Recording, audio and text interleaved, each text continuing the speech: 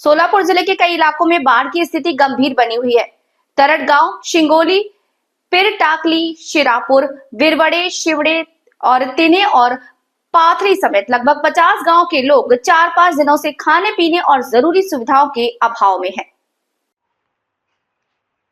स्थानीय प्रशासन और राज्य सरकार द्वारा अब तक कोई ठोस राहत कार्य नहीं किया गया। प्रभावित लोगों ने कहा कि किसी विधायक, सांसद या एमपीएलए ने आकर स्थिति का जायजा नहीं लिया। महाराष्ट्र के मुख्यमंत्री देवेंद्र फडणवीस और सोलापुर जिले के पालक मंत्री जयकुमार गोरे, साथ ही जिलाधिकारी कुमार आशीर्वाद को प्रभावितों के लिए तुरंत भोजन, पानी और अन्य आवश्यक राहत सामग्री उपलब्ध करानी चाहिए। स्थानीय लोग प्रशासन की उदासीनता पर नाराज हैं और राहत कार्य शुरू करने की मांग।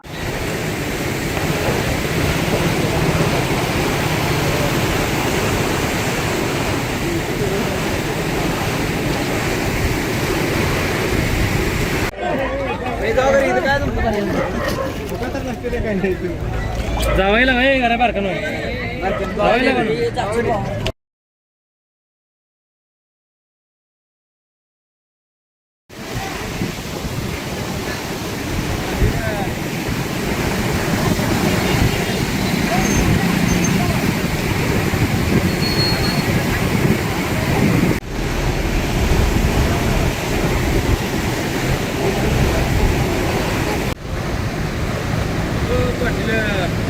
बोल हां बातमीला चॅनल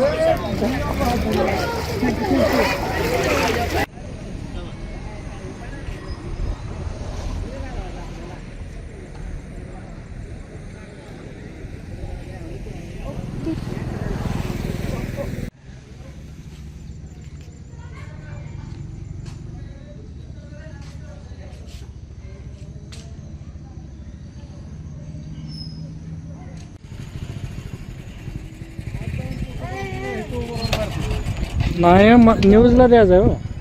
हां हायती का तिथं बोलणार आहे कोण?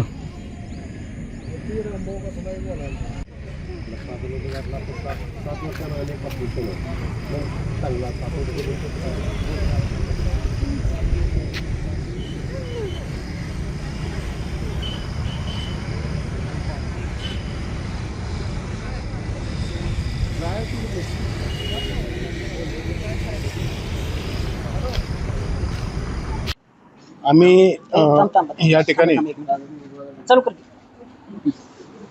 ठिकाणी काल दुपारपासून या ठिकाणी आम्हाला स्थलांतरित केलेलं आहे.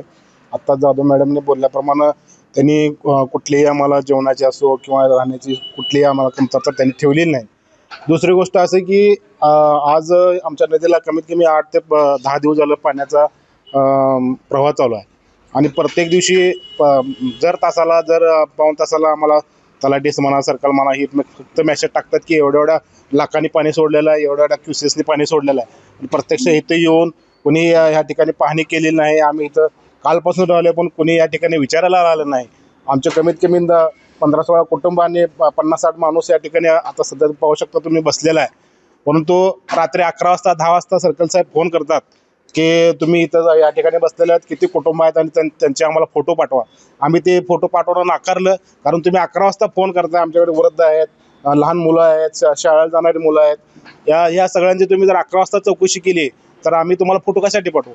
तर त्यानंतर आम्हाला त्यांनी बोलणं दिली की आम्हाला रेशन दुकानदाराचा नंबर द्या, आम्ही तुम्हाला रेशनचा. आज 22-23 तारीख आहे सर. तर ह्या तारखेमध्ये रेशन दुकानदाराकडे असणार आहे आणि जर असलं तर ते कसं मिळेल?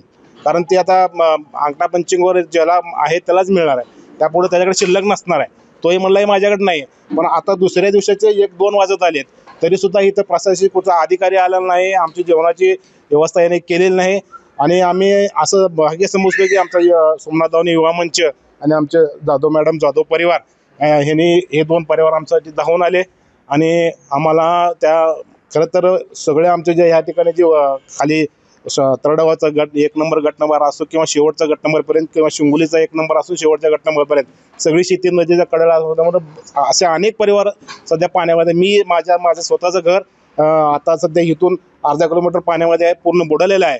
आणि ही परिस्थिती 8 दिवसापूर्वीच आहे. आम्ही आता इथं काल आलो, पण ह्याच्या आधी आम्ही सरकारी क्वार्टर म्हणजे बांधकाम विभागाचे क्वार्टर असतं त्या क्वार्टरमध्ये आम्ही 6 दिवस काढले.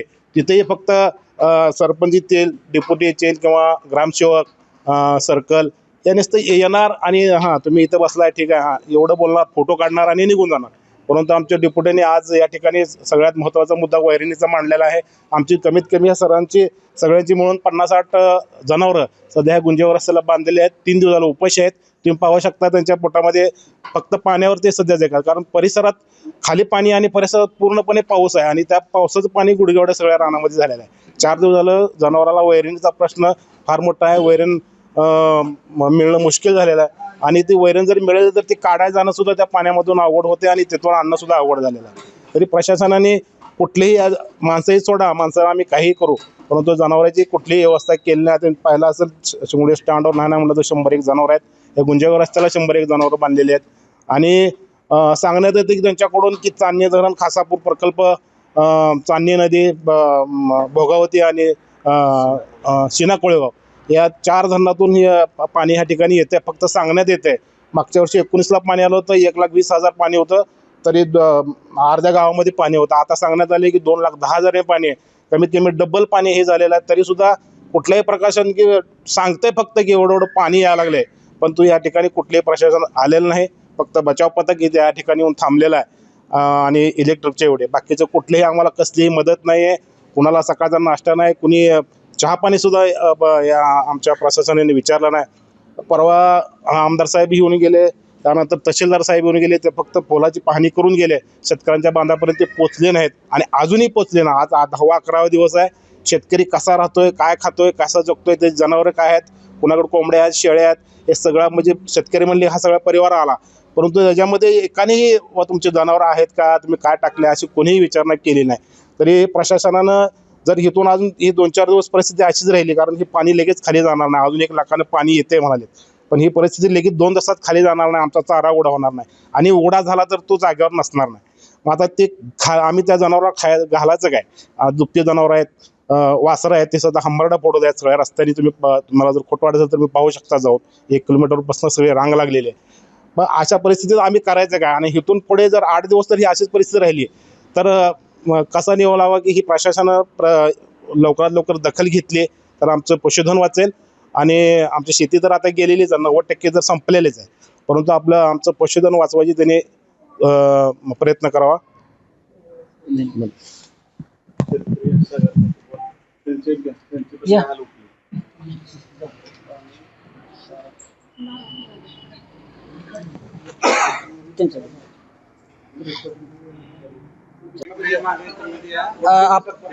चालू केलं.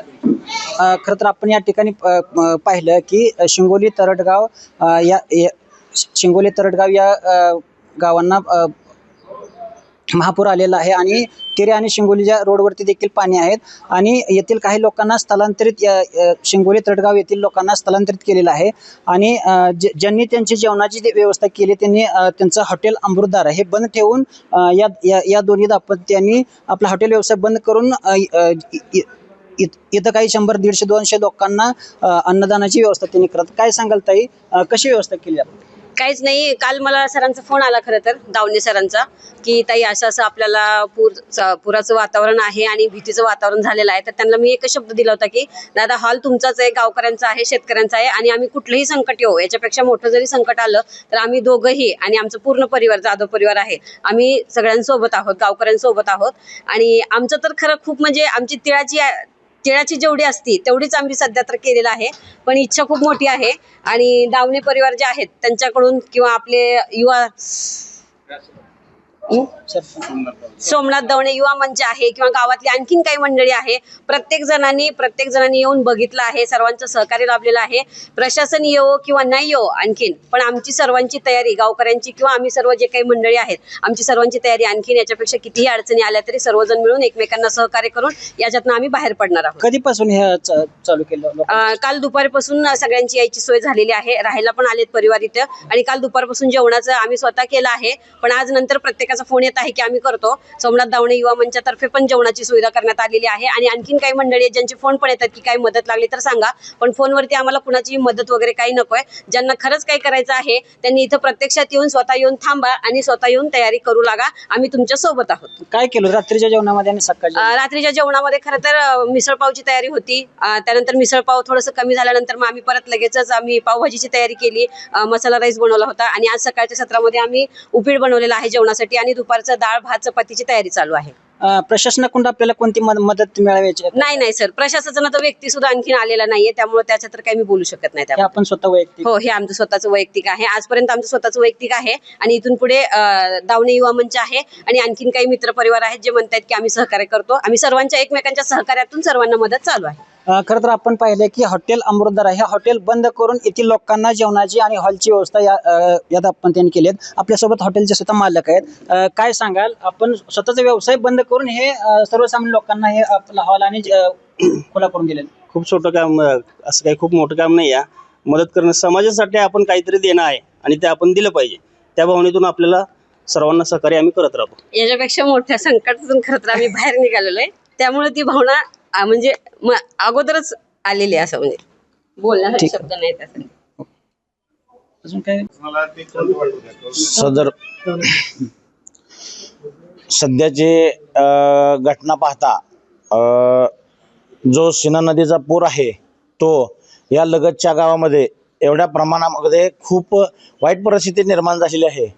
तर अशा ठिकाणी प्रशासनाला मदत मागितली असता प्रशासन अशा पद्धतीनं उत्तर देतं की सदर्व तुमच्या गावामध्ये रेशन दुकान आहे, तिथलं तांदूळ असेल, तिथले कडधान्य असतील तर तुम्हाला तिथं काय भेटते का बघा आणि तुमच्या जेवणाची सोय करा, असं म्हणताच आमच्या इथल्या काही युवा मंचाचे मित्रमंडळी आहेत, तर जाधव परिवार आहे, तर या प्रशासनाच्या शब्दाला कंटाळून ते त्रासदायक होऊन त्यांनी स्वतः पुढाकार घेऊन गावा नागरिकांची सोय करायचा निर्णय घेतला आणि आतापर्यंतच्या पूरग्रस्तांच्या नागरिकांना अन्न आणि निवारा द्यायचं काम ह्या सोमनाथ दावणे युवा मंचाने केलं आणि जाधव परिवार साहेबांनी केलेलं आहे. तरी प्रशासनाला जाब विचारण्यात यावं की अशा पिरियडमध्ये जर तुमचं सहकार्य नसेल तर अशा गोरगरीब जनतेनं करायचं तरी काय, आणि तुम्ही मदत द्याचाल कधी? तो पूरग्रस्त व्यक्ती मरण पावल्यानंतर कुणीही देईल, 1-2 लाख रुपये देतील तुम्ही. तर अशा पिरियडमध्ये तुम्ही त्यांना अन्नधान्य आणि राहण्याची सोय करा पहिला मूळ, आणि मग तुम्ही त्या लोकांची भावना समजून घ्या. मी तुम्हाला सांगतो की प्रशासनानं एवढी दुरावस्था केली आहे की सध्या इथल्या जनतेला खूप नाहक त्रास सहन करावा लागत आहे. आणि जसं मगाशी आमचे बांधव म्हणले की बाबा जनावरांचं खूप मोठं नुकसान झालेलं आहे, काही जनावरं वाहून गेलीत खरं सांगायचं म्हटलं तर. आणि आता सध्याची परिस्थिती शेतकऱ्यांची अशी झाली आहे की काही जनावरं पाण्यात सोडून द्यावी वैरण वाचून, का तर की ती सहन करणार नाहीत. ती एक तळमळीची माणसं आहेत, ही जनावराला स्वतःच्या माणसासारखं जपणारी शेतकरी आहेत ते. तर त्यांना असा सध्या वैरणीचा अभाव पाहता त्यांना स्वतःला अन्न सुद्धा घुटत नाही. तर प्रशासनानं कुठल्याही परिस्थितीत विचार करून तर त्या जनावरांची सोय करावी आणि वैरणीची सोय करावी आणि तिथल्या नागरिकांची स्वतःहून स्थळपाहणी करून लवकरात लवकर चांगल्या पद्धतीने निर्णय घेण्यात यावा. लोकप्रतिनिधी आलते का या भागातले, खासदार आमदार कोण आले का? तुम्हाला आश्वासन दिलं का याचं काय? आश्वासन दिलंय पण त्यांच्याकडे दानत द्यायची नाही ना. पण याचं- त्यांचं खूप मोठं भाषण आहे की त्यांचं वक्तव्य आलं की बाबा सदर आले होते, बरेच मान्यवर आले होते. त्यांनी काय शेतामध्ये बांधावरती नाही गेले, फक्त नदीचा पूल आणि त्यांची 4 व्हीलर जी गाडी आहे ती जिथपर्यंत जाते चांगल्या रोडनं तिथपर्यंतच गेलेत त्यांनी. महाराष्ट्राच्या मुख्यमंत्र्याला आणि पुनर्वसन मंत्र्याला आपलं काय सांगणं आहे? महाराष्ट्राच्या मुख्यमंत्री साहेबांना, देवेंद्र फडणवीस साहेब आहेत, त्यांना माझं एकच सांगणं आहे, साहेब तुम्ही गोरगरिबांचे कैवार आहात हे आम्हाला चांगलं माहिती आहे, परंतु आपल्या भागामध्ये, आपल्या राज्यामध्ये अशा काय पूरग्रस्त शेतकऱ्यांची जर अवस्था असेल तर आपण देवाभाऊ म्हणून उपयोग नाही. जनता ही तुमच्याकडे फार काही चांगल्या दृष्टिकोनानं बघते आहे आणि तुमच्यावर त्यांचं प्रेम आहे. तर प्रशासनानं आणि देवेंद्र फडणवीस साहेबांना माझं एक म्हणणं आहे की तुम्ही या जनतेचा सगळ्यात महत्वाचा निर्णय म्हणून तुम्ही दखल घ्यावी, एवढं तुम्ही 2 शब्द सांगतो. आज पालकमंत्री पाहणीसाठी येत आहेत, काय सांगाल? आज पालकमंत्री पाहणीसाठी येणार आहेत, अजून तरी आले नाहीत, येणार आहेत. आणि त्यांनी आम्ही केलेल्या नागरिकांच्या सोयीचं पण तुम्ही दखल घ्या. त्या नागरिकांची व्यवस्था केलेली आहे ही बरोबर आहे का नाही बघून जावा. आणि दुसरी गोष्ट माझं एक म्हणणं आहे पालकमंत्री साहेबांना सांगण्याचं की सदर्व नदीकाठचा भाग न बघता तर आपल्या महाराष्ट्रामध्ये प्रत्येक ठिकाणी अतिवृष्टी झालेली आहे, तर प्रत्येक ठिकाणाच्या शेतकऱ्याला त्याचा नुकसान भरपाईचा मोबदला मिळावा, माझी एवढी काही इच्छा आहे. तरी पालकमंत्र्यांनी त्याची दखल घ्यावी. काल मोहोळ या ठिकाणी राज्यमंत्री असलेले राज्यमंत्री आले होते, परंतु शेतकऱ्याच्या बांधावर न जाता ते केवळ एका मंगल कार्यालयामध्ये कार्यक्रम घेऊन गेले, काय सांगाल? आता ते माझा भाग, मी एक शेतकरी आहे, मी काय राजकीय व्यक्ती शेतकरी म्हणूनच आपली प्रतिक्रिया व्यक्त करा. त्यांनी शेताच्या बांधावरती यायलाच पाहिजे. त्यांच्याबाबत मला बोलण्यात का तर की त्यांची मनस्थिती इथपर्यंत यायची नसेल तर आम्ही त्यांच्याविषयी बोलू पण नाही असं आम्हाला थोडं वाटतं. ठीक आहे.